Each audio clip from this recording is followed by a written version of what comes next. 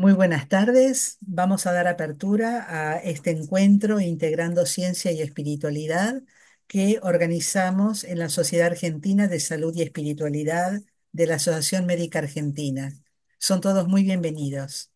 Hoy vamos a escuchar a la licenciada María Luisa León, quien nos va a hablar de el éxodo y las plagas de Egipto, la visión cabalística. María Luisa León es licenciada en Química Industrial por la Universidad Católica Argentina y farmacéutica por la Universidad Nacional del Litoral. Es acompañante ontológica y diplomada en Liderazgo para la Paz en la Universidad de Belgrano. Preside la ONG Clara de Asís, Mano con Mano, que impulsa actividades para la solidaridad y el conocimiento interior. Es coautora junto a Beatriz Biblioni de dos libros con ejercicios y frases para meditar. Es conferencista sobre ciencia y espiritualidad desde el abordaje de la Cábala y es miembro de la Sociedad Argentina de Salud y Espiritualidad de la Asociación Médica Argentina. Adelante, María Luisa. Muchas gracias, Raquel. Ya vuelvo a compartir y vamos a empezar. Se ve, ¿no? Muy bien, perfecto. Muy bien, muy bien. Bueno, em, para abordar esta temática, miren que tengo. Vamos a tomar algunos conceptos primero introductorios necesarios para después entrar de lleno en lo que es el libro del Éxodo, Shemot en hebreo, y ver los arquetipos bíblicos del libro del Éxodo y las plagas de Egipto, y ver qué nos dice esto en nuestro tiempo, ¿no? Y para hacer algunas conclusiones entre todos. Entonces, lo primero es contarles que todo lo que tiene que ver con la transmisión de la cábala, si bien hoy en día está mucho más abierto y hay mucha más difusión, siempre fue una ciencia, podríamos decir, o una sabiduría que se transmitía de maestro a alumno. Mi maestro, ustedes lo pueden ver aquí, es Ione Salai, que fue uno de los primeros que empezó a traer algunos textos en español para estudiar cábala. Y yo me he nutrido, además de Ione, de todos estos cabalistas que aparecen aquí, que en general son cabalistas contemporáneos que toman textos de muchos otros cabalistas desde el siglo I y un poco antes.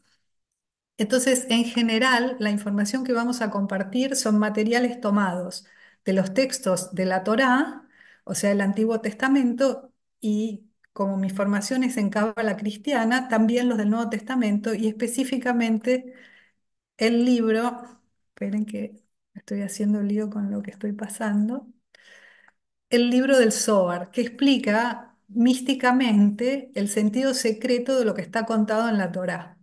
Específicamente para lo que tiene que ver con este trabajo sobre las plagas de Egipto, los principales textos que yo he tomado son los de Annick de Susenel, que es una cabalista que falleció este año, que tenía casi 100 años, una cabalista francesa, que le tiene un enfoque muy psicológico, por así decirlo, más los textos de Ione. Son dos libros básicamente sobre los que trabajé, que es el de Annick de Susenel, El Egipto Interior, que es un libro que está agotado en español, pero yo tengo una alumna de Cábala que habla francés y tradujo este texto y pudimos trabajarlo.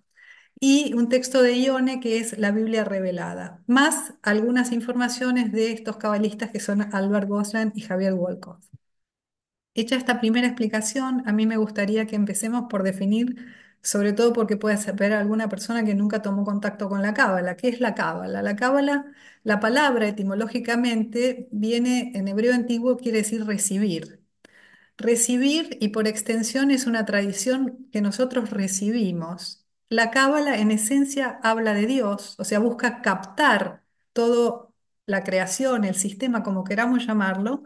Por lo tanto, se considera que es una sabiduría de la interioridad y también un método contemplativo. Y eso lleva a que sea una medicina sagrada porque en general la cábala lo que busca no es un conocimiento teórico, sino llevarnos a una experiencia directa de Dios, no a creer en Dios, a vivenciarlo. Por eso se considera también que es una medicina y es una semántica sagrada. Para esto, la cábala, para entrar a hablar de Dios y tomar ese contacto con esta experiencia directa, toma tres ejes: la palabra, la matemática y la interpretación mística de estos textos y estos números.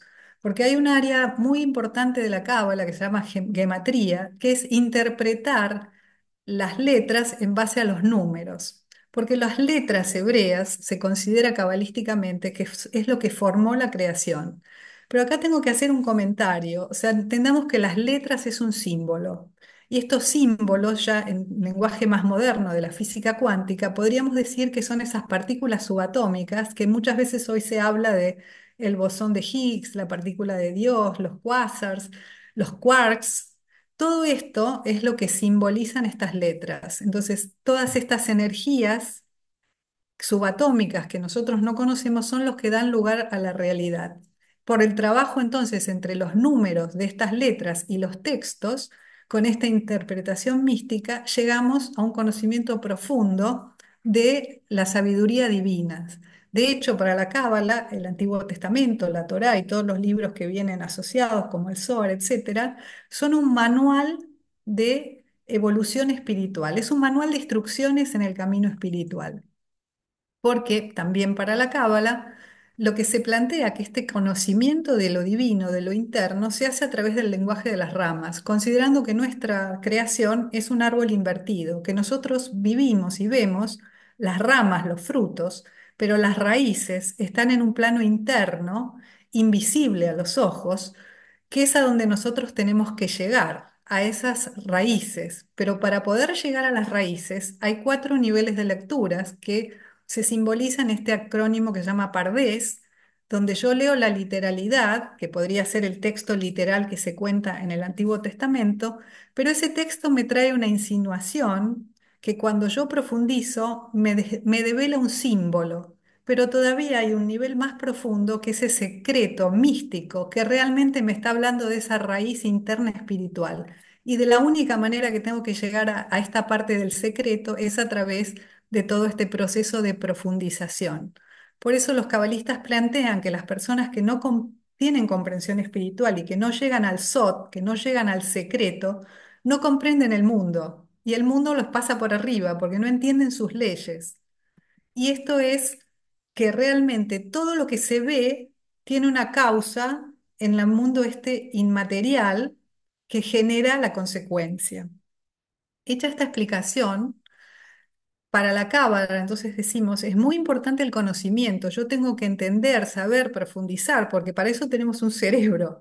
Pero este conocimiento debe ir de la mano del amor. Es un conocimiento que debe integrar nuestra parte espiritual. ¿Para qué? Para que esa información que yo recibo se vuelva en mí, que soy el receptor, el quibel, el que recibe, una revelación.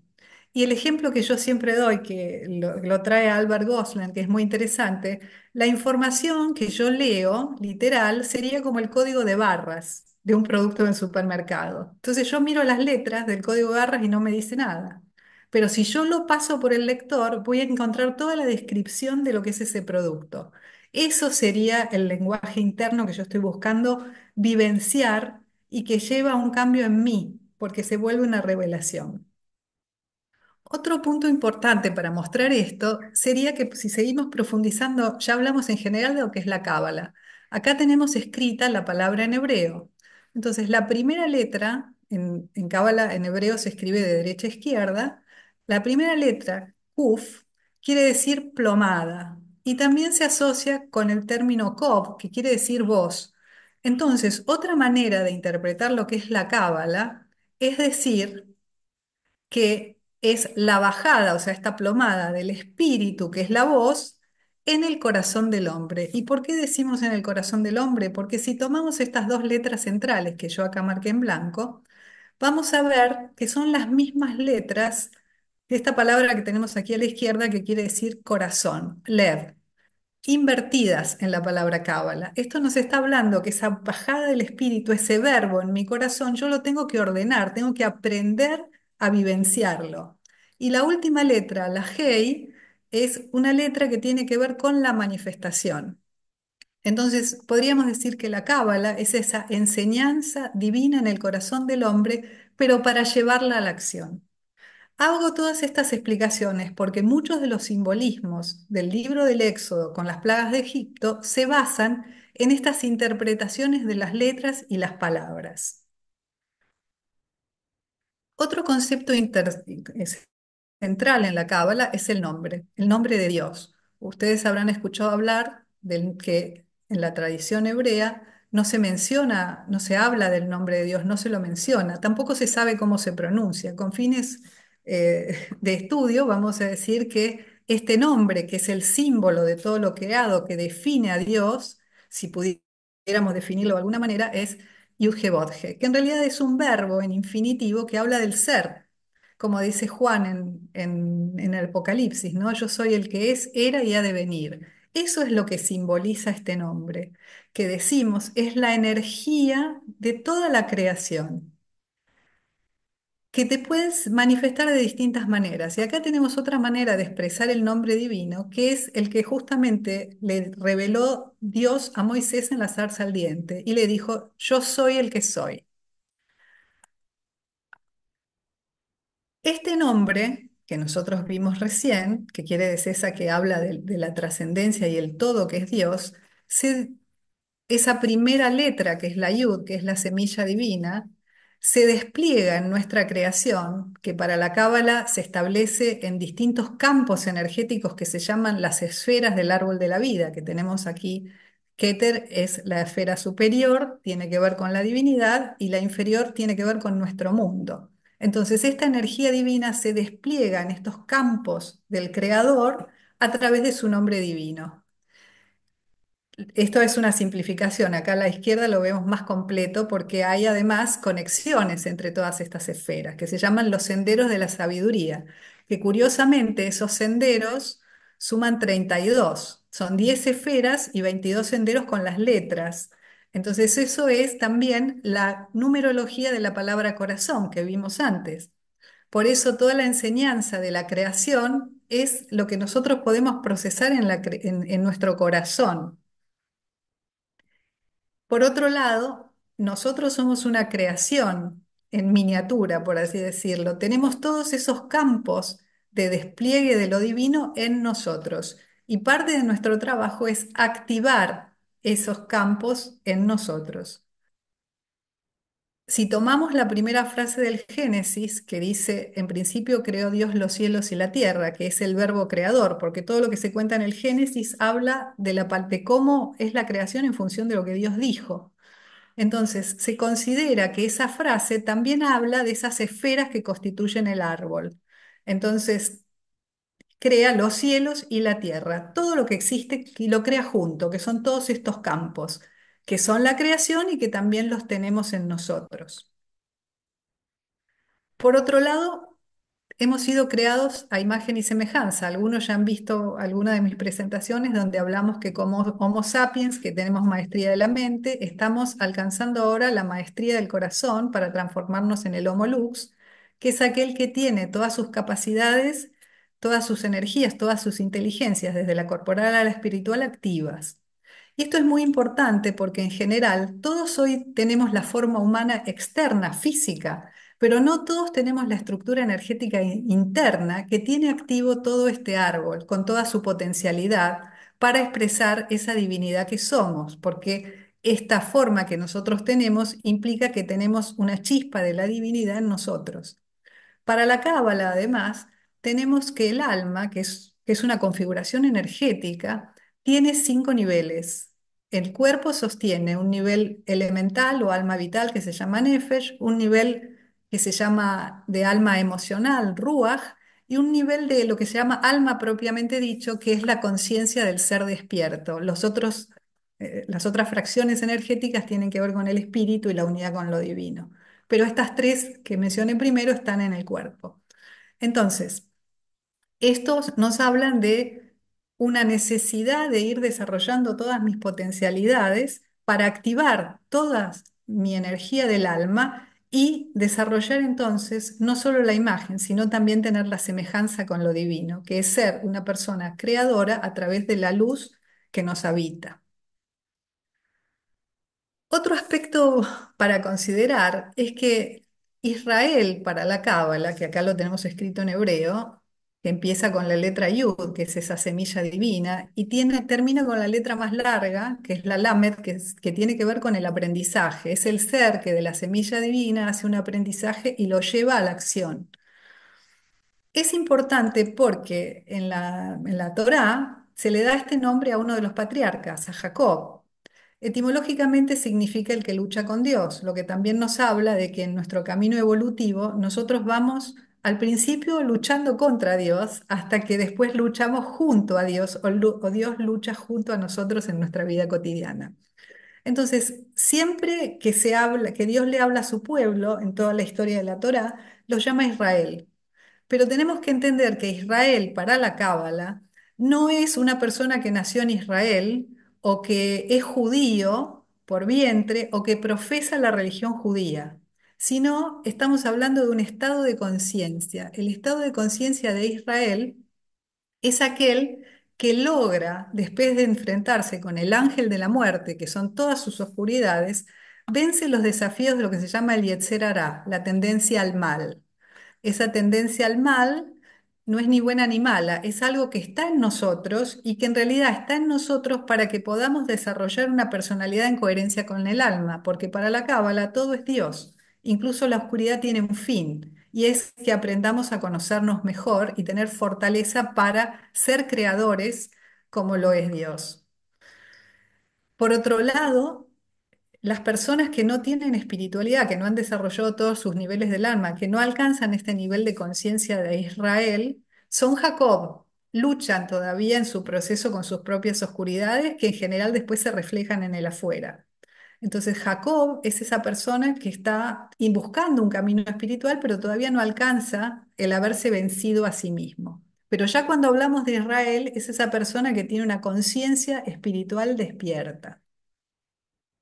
Y esta personaje bíblico, que es Jacob, que recibe después este nombre de Israel, está constituido por las energías de todos los otros patriarcas. Esto nos está hablando que en la Torá se va contando un camino evolutivo a través de los patriarcas que van incorporando distintas capacidades hasta alcanzar ese ser que es el iniciado espiritual, que no es más ni menos cada una de estos patriarcas, que yo aquí no los puse para no demorarnos, y simbolizan cada uno de estos campos de energía.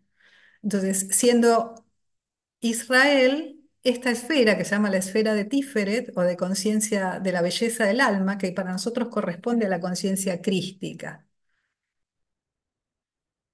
Entonces, pero es interesante que para llegar a ser Israel, yo salgo de Jacob, acá tenemos la palabra escrita que se dice Jacob, pero salgo de un poco antes. O sea, la raíz de la palabra Jacob es Akeb, talón. Entonces, talón es el nivel básico donde nosotros nos encontramos y vamos haciendo un proceso activando nuestro árbol para que se active nuestra conciencia crística, alcanzado este estado de Jacob a Israel.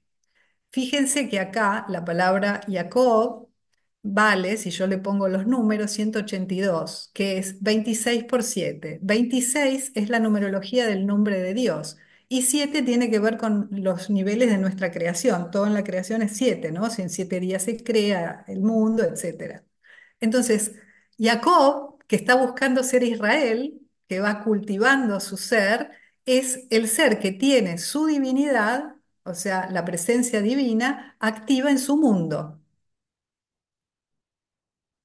Y esto es que nosotros, cuando pasamos ya de tratar de salir de ese nivel básico sin espiritualidad a ser Jacob y después a Israel, manifestamos a Dios en nuestra vida.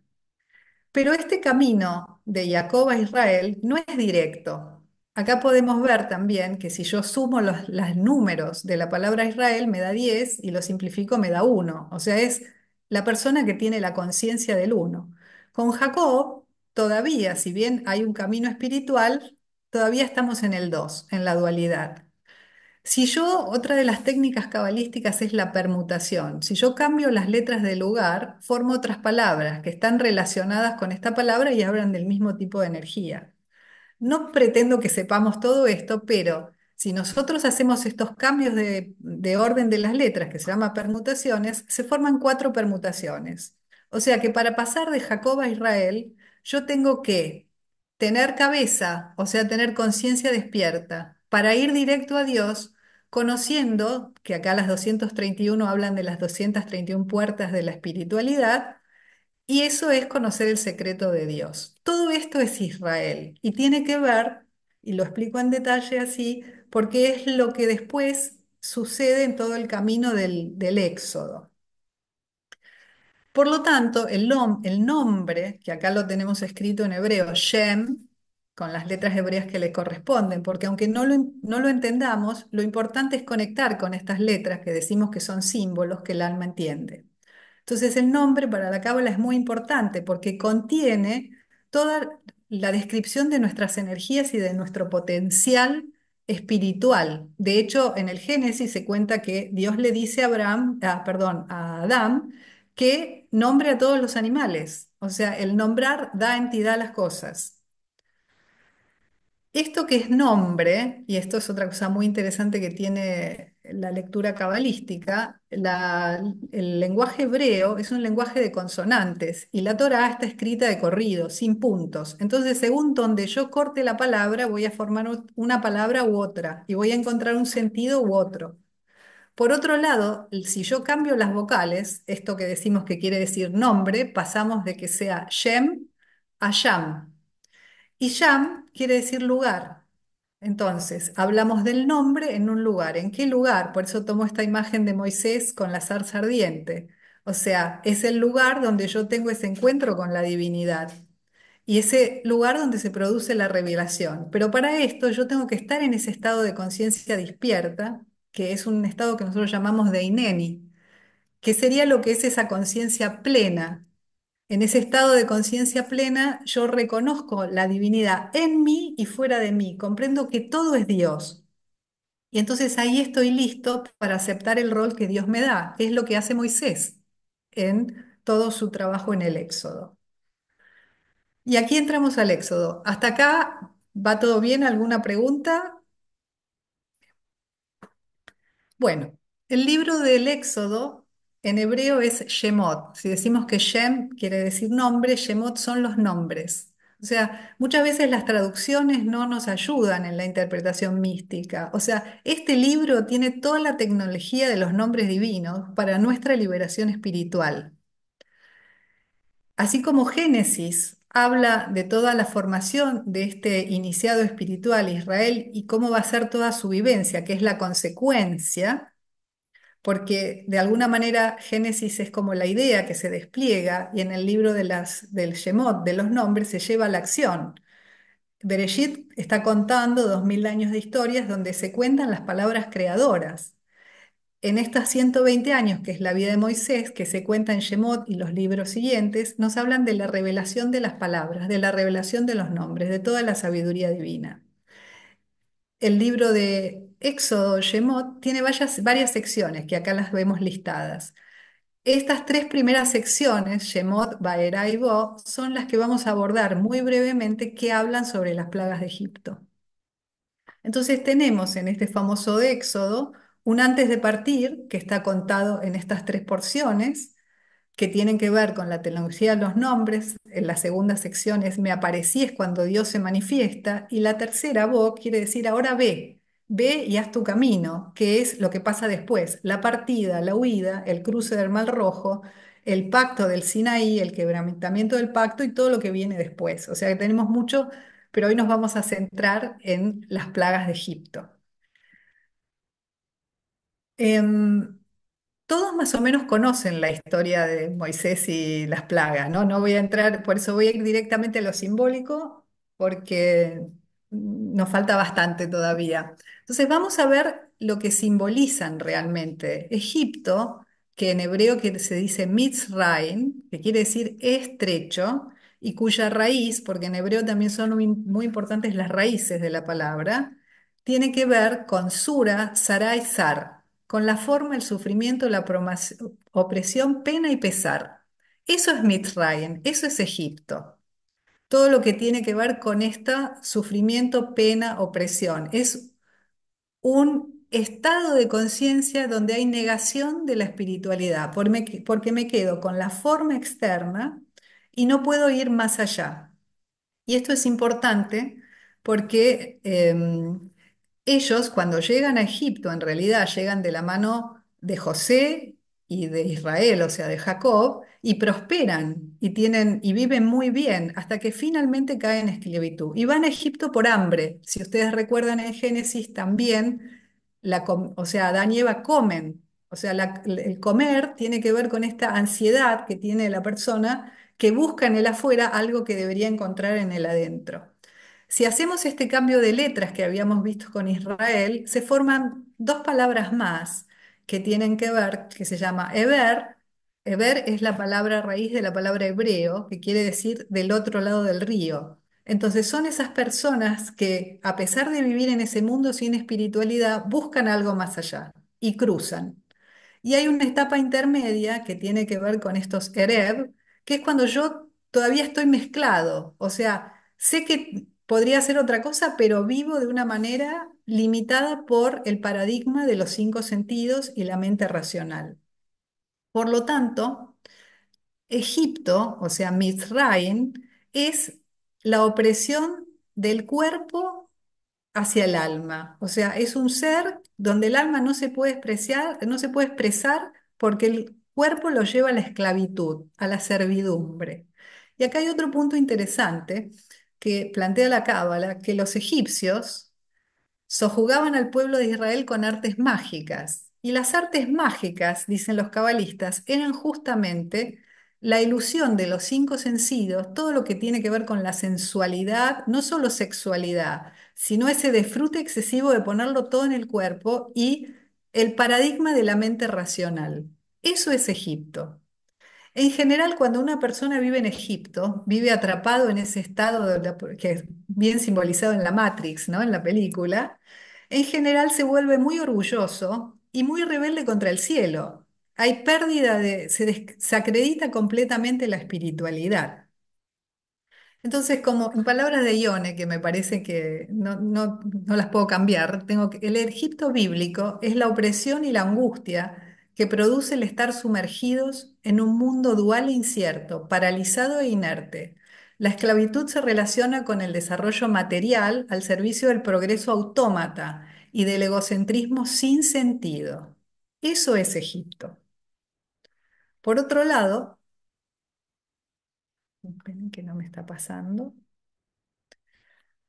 Una vez que el pueblo está muy oprimido, la está pasando pero muy, muy mal, clama a Dios.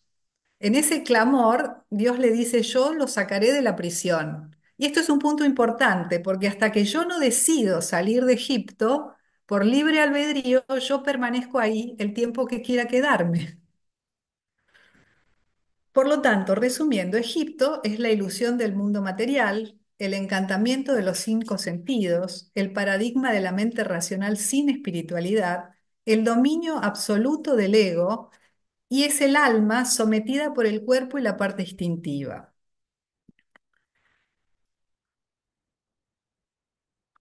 Entonces, nosotros tenemos un ser que tiene una conciencia dispersa, Israel, pero puede vivir en Misraim, puede vivir en la esclavitud de este mundo material.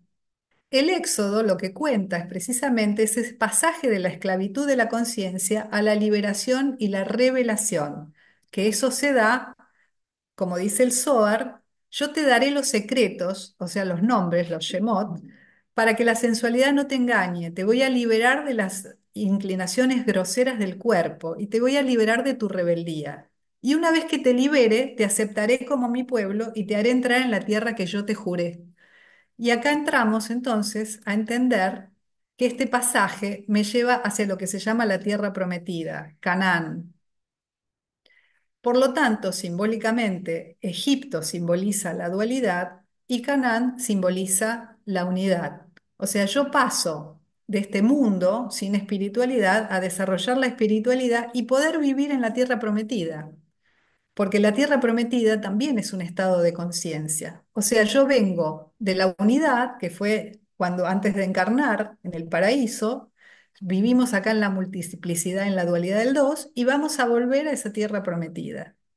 No voy a entrar en lo de los árboles porque si no nos vamos a ir y me parece que ya son 7:10. Eh, por lo tanto, este pasaje es el que cuenta el Éxodo, de la fragmentación del exilio, porque en realidad el pueblo está en exilio, pero hay un primer exilio que es cuando nosotros salimos del paraíso. Entonces, y en el Éxodo y permanentemente en la Torá se ve este proceso del exilio y la necesidad del éxodo, y que actualmente nosotros estamos en una etapa parecida. Después vamos a volver sobre esto. Por lo tanto, yo logro hacer este pasaje cuando estoy listo para salir de Egipto. Vamos a ir ahora a hablar un poquito de los arquetipos del faraón y de Moisés. Vamos a empezar por el faraón, que en hebreo se dice faró. Si yo reescribo estas palabras, formo otra palabra que es pei-ra. Pei es la letra que corresponde a la boca. Entonces, faraón es la boca malvada. Nosotros sabemos cabalísticamente y también desde la física cuántica que la palabra es energía, o sea, yo creo con la palabra, es la boca que crea unidad con lo divino, que crea desde la mundanidad, sin un reconocimiento de Dios. Por otro lado, otra manera de decir faraón es Aoref, que también se relaciona con la palabra Aoref, que quiere decir cuello. Y acá nuevamente, si volvemos al árbol de la vida, la zona del cuello es la que simboliza ese nivel del faraón, de alguna manera. No voy a entrar en mucho detalle, pero es cuando yo no puedo conectar todo mi ser, mi conciencia despierta con mi corazón que manejen adecuadamente los instintos. Por lo tanto, esto ya nos está trayendo la pista de lo que es el faraón. El faraón es el arquetipo del ego. Vamos a Moisés. Moisés, que quiere decir salido de las aguas. La primera letra de su nombre es la Mem, que tiene que ver con la sabiduría y vale 40. El 40 o el 4, ustedes habrán visto que en todas las escrituras del Antiguo y Nuevo Testamento se habla mucho del 40, lo que pasó Jesús en el desierto, etcétera, el diluvio.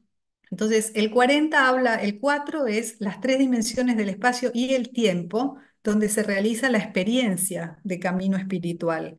¿Y por qué 40? Porque 10 son las esferas del árbol de la vida. O sea, yo tengo que activar todo el árbol en este espacio-tiempo para alcanzar a este crecimiento espiritual que me va a llevar de nuevo a vivir en el mundo del uno.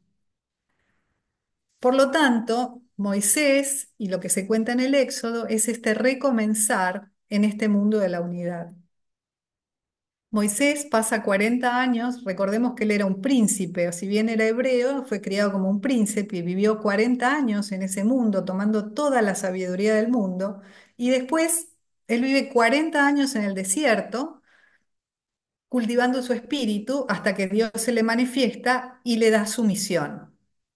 Por lo tanto, este es el horizonte temporal donde se narra toda la historia del Éxodo y los libros que siguen después. Voy a ir entonces ahondando en el simbolismo de Moisés y vamos a tomar para esto otra vez la lectura del Pardés, desde lo literal hasta el secreto. Moisés, desde lo literal, es un profeta, lo que se insinúa que él es un maestro, porque es el que guía al pueblo. Por otro lado, el simbolismo de Moisés es el alma. ¿Y por qué decimos que es el alma? Porque si yo veo la palabra Moisés escrita en hebreo, Moshe, tiene estas tres letras. Y por otro lado, vimos también que nombre tiene las letras también de Moisés. Y la palabra alma en hebreo, neshama, tiene en su interior las letras del nombre.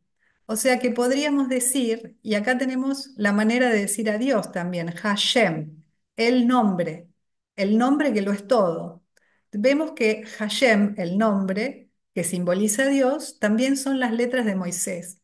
Entonces, en esencia, el secreto de Moisés es que es Dios mismo.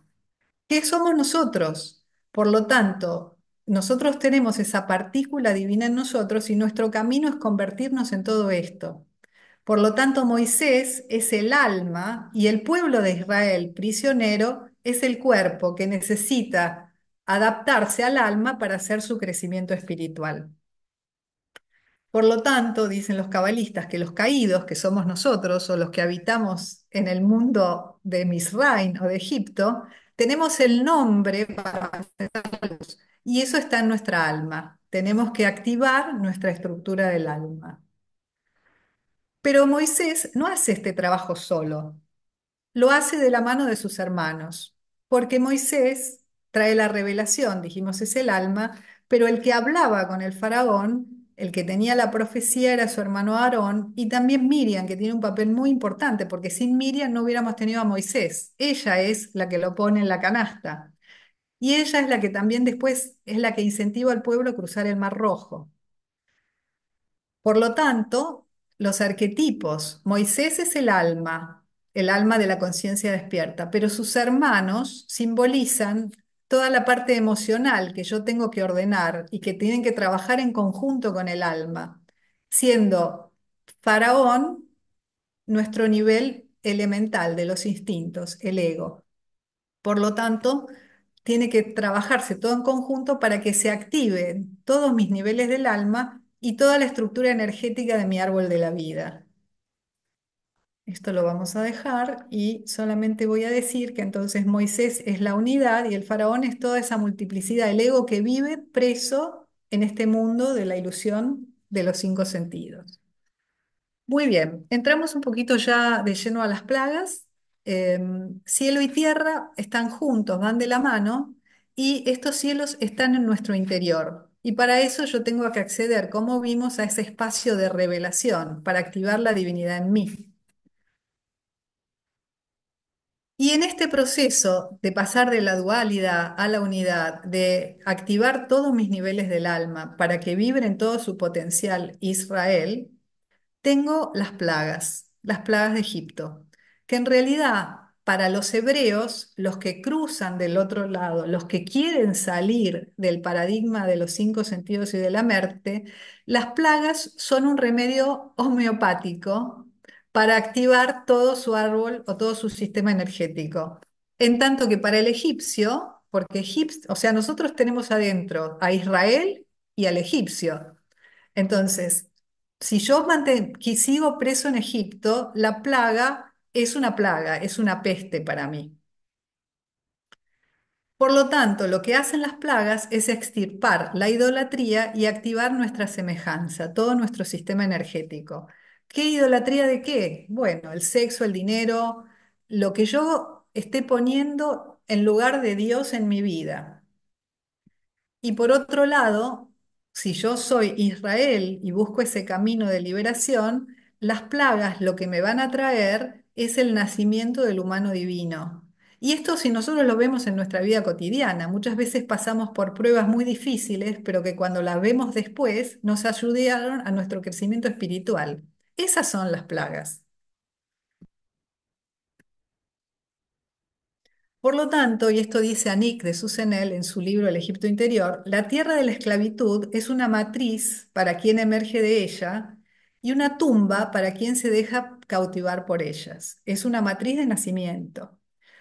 Los egipcios, perdón, los hebreos estuvieron 430 años en Egipto. Y este 400 también tiene que ver con que los 400 hablan de activar el árbol, porque además, cabalísticamente, si bien nosotros tenemos este árbol en nosotros, cada una de estas esferas tiene otro árbol en su interior. O sea, que serían el 4 del espacio-tiempo de la experiencia para activar todas las capacidades de cada una de las esferas al 100%. Y 30 porque 30 habla de la síntesis del uno y 2 que va al 3. Entonces, se entra de una manera, se esclaviza uno hasta que aprende y entiende y activa su luz y allí sale como ese humano divino.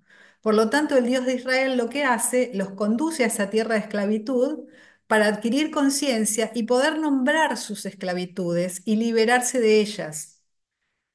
Por lo tanto, Moisés, bajo el nombre de Hashem, es la conciencia naciente, esa luz que iluminan las tinieblas de nuestra propia vida hasta que alcanzamos esta conciencia espiritual. Si yo no logro hacer este proceso, la plaga es un dolor, es un mecanismo que rompe mis oscuridades, las cáscaras, para que la luz de esos campos de luz de la creación que están en mí libere la luz que tiene aprisionada. Por lo tanto, la plaga lo que hace es fracturar el ego, que sería el equivalente psicosomático de la cáscara de la esfera que yo tengo que trascender y activar en mí. Eso hace que la liberación de Egipto nos va a llevar a que nuestros pensamientos, nuestras emociones funcionen en coherencia y en equilibrio. Esto es la justicia divina. O sea, ni para un lado ni para el otro, en equilibrio, haciendo esa síntesis en el uno a través de haber aprendido de la dualidad del dos. Las plagas, voy a ir muy rápido sobre esto porque tendríamos mucho para hablar. Tenemos la sangre, las ranas, los mosquitos, los tábanos, la peste, la sarna, el granizo, las langostas, 3 días de oscuridad y el ángel de la muerte que mata a los primogénitos. Vuelvo a decir, son 10 plagas porque son las 10 plagas necesarias para activar todo nuestro árbol de la vida y todo nuestro esquema energético. Las 7 primeras plagas que yo mencioné hablan de todo el trabajo que tenemos que hacer de nuestro mundo espiritual, que es todo este sector acá que yo estoy marcando. Y las últimas 3 tienen que ver con nuestro mundo intelectual y el despertar de la conciencia. Y es lo que cada una, bueno, las porciones donde están contadas. Las plagas empiezan de abajo hacia arriba, o sea, desde lo físico, lo emocional y lo mental, mental entendido como conciencia despierta, ¿no? Por lo tanto, en la primera plaga empieza este proceso de conversión en un superhombre y vamos cambiando hasta lograr esa activación completa. Y esto dice Anik también, estas fuerzas esenciales en el corazón y en el cerebro son prisioneras de una cáscara que le impiden funcionar correctamente según el modelo del creador. Tuvieron que ser trituradas para liberar tales fuerzas en el hombre individual y en el colectivo, para comenzar a formar el interior del hombre a imagen del creador. Y para ir terminando, voy a hablar creo de una sola plaga, porque me parece que tenemos 10 minutos, ¿no? 7:30 tenemos que terminar, ¿no, Raquel? No es obligatorio, Maggie, como te parezca. Hasta las 8 Como- tenemos tiempo, pero bueno, incluidas las entonces preguntas. Incluidas las si quieren, si quieren, yo lo que tomaría antes de empezar esto es tomar 3 minutos, porque yo sé que es mucha información.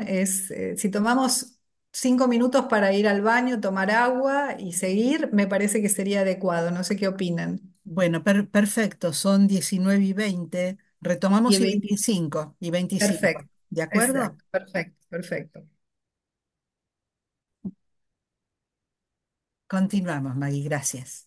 Muy bien. Bueno, entonces, cada una de las plagas que las vemos acá detalladas están asociadas con las palabras y en función de todos estos análisis que vimos de las palabras, es que se hacen las interpretaciones místicas de lo que son las plagas. Vamos a empezar, yo creo que voy a hablar de las dos primeras y después vamos a ir al cierre y vamos a ver lo que se simboliza en cada una, porque por ahí es mucha información desde lo de las letras y que no sé si tiene sentido. Vamos a empezar, como les decía, con lo primero, ¿no? La primera plaga, que es la sangre, que todas las aguas se llenan de sangre. Entonces, ahí empieza el nacimiento de este hombre humano divino. Tengamos en cuenta que la creación empieza en el agua y la sangre, para la tradición y la cábala, la sangre es la vida. O sea que es esa vida que se insufla para un nuevo nacimiento. Por lo tanto, cabalísticamente, en esta primera plaga lo que se activa es la vida en el ser que está empezando a nacer. Es, quiere decir esto que se activa el nombre y hay como algo que no está realizado, pero que tiene la posibilidad de realizarse porque tiene el nombre en él y empieza ese proceso de transformación en humano divino. Tiene el nombre en él, en el Yam. Y empieza el hombre a recordar su esencia divina y empieza a transformarse para honrar el pacto. Recordemos que en el Antiguo Testamento se habla de la alianza, ¿no? Que establece Dios con el hombre. Hay un punto interesante en la activación del nombre que mientras yo no activo el nombre, construye lo que le pasaba a los hebreos, construían con ladrillos. Y esto simbólicamente es buscar el renombre en el exterior, hasta que yo empiezo a activar el nombre y empiezo a construir en piedra. Mientras construyo para el exterior, estoy en esclavitud. Cuando empiezo a construir en piedra, empiezo a tener la libertad, porque piedra en hebreo, eben, se compone de dos partes. La palabra ab, que vemos acá arriba, y la palabra ben. Entonces, cuando yo construyo en piedra es porque activo el nombre en mí y estoy siendo hijo del Padre, reconozco mi divinidad. La segunda plaga, la primera entonces es activar el nombre en el agua, en ese flujo amniótico donde va a darse el nacimiento al nuevo niño, el humano divino. En hebreo, las tierras son eretz, donde es que se cubren de ranas. Esta segunda plaga tiene que ver con el pasaje de Adamá, a la tierra. O sea, hablo de lo inconsciente y lo húmedo, que es lo que se está gestando, para que empiece a tomar forma física en el mundo consciente. Por lo tanto, esta segunda plaga es el desarrollo del conocimiento. Activo el nombre y desarrollo el conocimiento. Como dice Anik, ese conocimiento del oculto en el inconsciente, en las aguas, por el matrimonio del hombre con su otro costado, de las profundidades, hace que brote, empiece a brotar la luz, que es ese conocimiento en lo seco, en lo físico, en lo que se va poniéndole ya conciencia. Después, y en lo que es el árbol, estas dos primeras plagas empiezan a unir la tierra con los cielos. Por lo tanto, Anik dice que cuando se dan estas dos plagas que provocan todo esto en los egipcios, pero no en los hebreos, es cuando yo ya empiezo a desarrollar estos nuevos campos de conciencia, nuevas dimensiones en nuestro interior que van desarrollando cada vez más mis potencialidades como humano divino. Y ahí se habla de tres matrices, las tres esferas de abajo, la matriz de agua, después viene la matriz de fuego y la matriz del cráneo, que en la tradición cristiana es el bautismo de fuego, el bautismo del Espíritu Santo y el bautismo del Gólgota, cuando se trasciende la materia, que es la resurrección de Cristo. Todo esto es lo que va trayendo cada una de las plagas. La tercera plaga, que son estos insectos, que todos es polvo, se transforma en insectos. Insectos esquinín, que tiene que ver con el dolor, con la magia, con todo lo que me oprime. Y esta palabra quinín está relacionada con la palabra canó, que es honrar o venerar. Por lo tanto, cuando yo empiezo a alejarme del dolor, de la magia, de los ídolos, empiezo a honrar y venerar la divinidad verdadera, que es esa esencia divina en mí y en el afuera. Esto trae la tercera plaga. La cuarta plaga, que son los tábanos, yo dejaría, voy a ir directamente para no hacerlo tan largo, si les parece. Como vos lo veas, Maggie.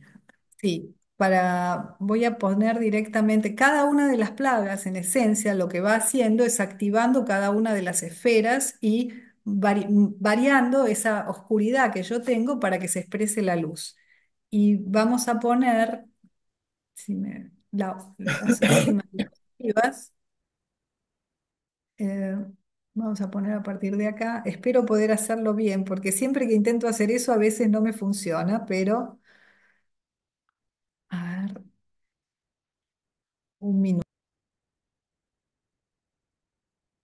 Bueno, entonces, para resumir, estas primeras 7 plagas trabajan sobre nuestra parte emocional de todo el árbol y las últimas 3, como dijimos, tienen que ver con nuestras capacidades superiores de ver, porque nosotros vemos y creamos en función de lo que vemos, de la capacidad de escuchar y la capacidad de la palabra, siendo la última plaga, la muerte, en la que da nacimiento el humano divino. O sea, cada una de ellas tiene que ver con activar el nombre divino, desarrollar el conocimiento, venerar al Dios correcto en nosotros, entrar en las tinieblas para conquistar la luz, construir el trono para que no reine la animalidad en nosotros, Después es dar fecundidad a ese nombre que tiene que ver con el fuego y ese surgimiento de la nueva conciencia para que se encienda el fuego sagrado en nuestro corazón.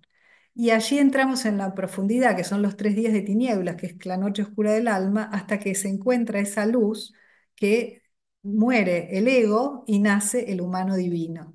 Esto es lo que nos cuenta las 10 plagas de Egipto desde esta visión cabalística del secreto.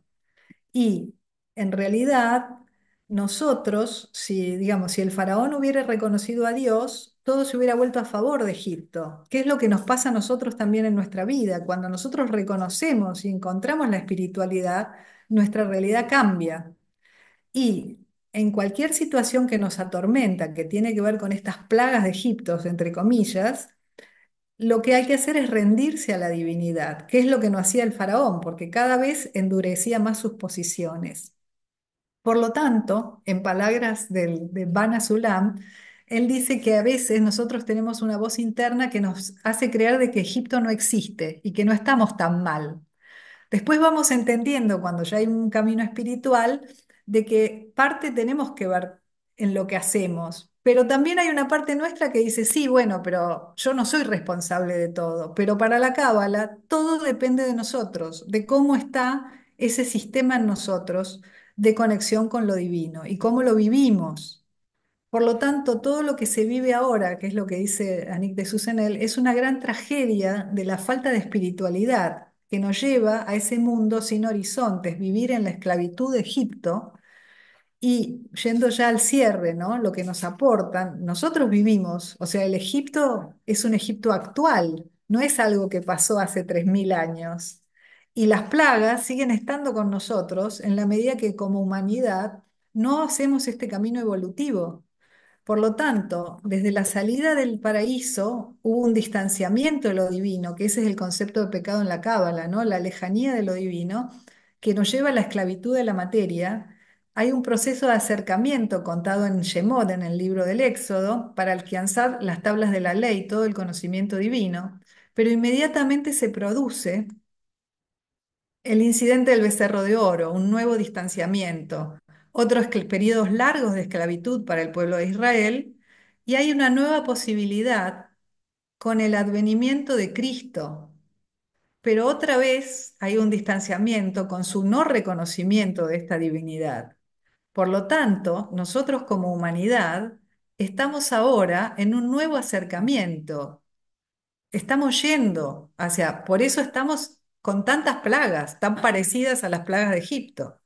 Ahora, ¿qué va a pasar? Va a depender de nosotros si podemos pasar de Egipto a la tierra prometida, dejando el miedo, la competencia, la separación, el yo, para vivir desde el amor, desde la cooperación, desde la unión, desde la humildad, desde el nosotros. Y esto es básicamente lo que nos enseña toda esta historia de las plagas. Y quiero terminar la última frase con esta frase de Mokichi Okada, que dice que cuando el amor al poder se transforme en el poder del amor, el hombre cambiará de nombre y se llamará Dios. Y eso es lo que tendríamos que alcanzar, activar el nombre de Dios en nosotros.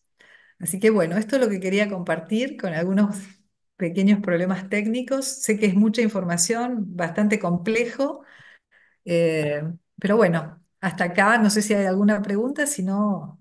eh, Muchísimas gracias, Maggie. Es increíble cómo desde las diferentes aristas de expresiones de las espiritualidad, eh, el mensaje esencial es el mismo en todas las tradiciones. Eh, sí, es mucha información, porque bueno, no es fácil, viste, el estudio de la Cábala, pero me encantó, sí. excelente, excelente. Y yo traté de simplificarlo mucho, pero bueno, es mucho material y eso que no hablamos nada, ¿no? Piensen que esto es como los títulos, nada más, estamos dando los títulos. Pero bueno, hasta acá llegamos y no sé si hay alguna pregunta, si no, dejamos. Pregunta, comentario o aporte. ¿Mm? Sí. O muy claro o demasiado complicado. Es- Mm, Pues yo creo, Maggie, que fue muy, eh, una síntesis muy importante para poder comprender todo el panorama. Nosotros, bueno, yo que soy principiante en esto de Cábala, me da una visión mucho más importante, mucho más clara y que era sumamente es interesante e importante conocer. Creo que mis compañeras podrán estar de acuerdo en que nos hubiera gustado mucho ver todas las plagas, pero es una probadita de lo mucho que ustedes nos pueden compartir, tú y Raquel. Muchísimas gracias. Gracias. No, Maggie, Maggie, no, no Raquel, es la especialista en esto, sí. Me encantó la última imagen que después la voy a volver a mirar, cómo cada una de las plagas has mostrado el camino, ¿verdad? Para poder Claro, librarnos de ese exacto, sufrimiento, hacer el aprendizaje, ¿no? exacto, Ujú. exactamente. Esa es Bueno, la clave. Muchísimas gracias, Maggie. a Hermoso. ustedes. Muchísimas gracias.